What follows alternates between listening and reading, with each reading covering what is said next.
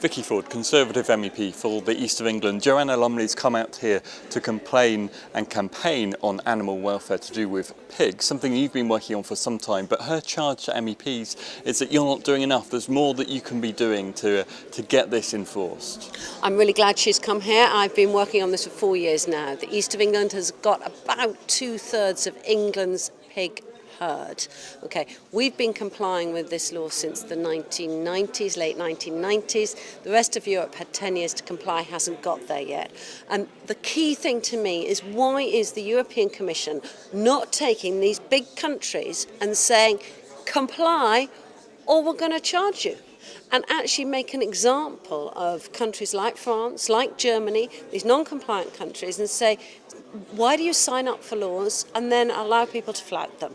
And that is what I've been asking, and I'm delighted she's come along to ask that question. It's just a shame here today there were an awful lot of British MEPs, and we need to make sure that that message is coming from the continent too. Now, the European Commission is taking what it calls infringement proceedings against other countries in Europe that are not meeting these standards. That means ultimately they could take them to the European Court of Justice. They are doing what you're asking.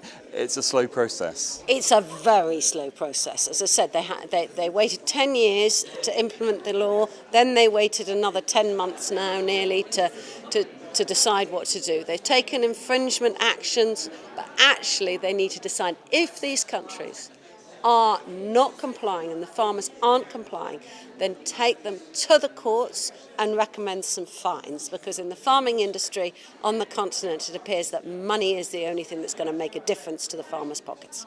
Do you think you as an MEP could go further? It seemed to me that Joanna Lumley really charged the MEPs to take this forward, to push harder. Is there any more that you can do, and how much are you doing at the moment? Well, I'm delighted that Joanna seems to have caused some MEPs who've paid no attention to this to suddenly come along to the room. So there's always strength in numbers.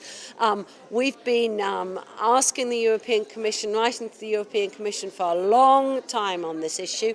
The last time I took a bit of a sort of shouting at a European Commission official, that was when we saw some infringement action started. They're going through a legal process, it takes time, but we want to know what's going to happen next. And as I said, this is exactly when they're meant to be reporting to us, and we want some action. There's two things that are presumably undermined in the meanwhile. Firstly, the animals themselves, and secondly, the farming industry in the UK, in your constituency, where they are complying. Well, the farming industry in the UK is heading through a very, very difficult place, and the costs of compliance are very high, because if you're treating your animals with respect and others aren't, then they can produce meat for less.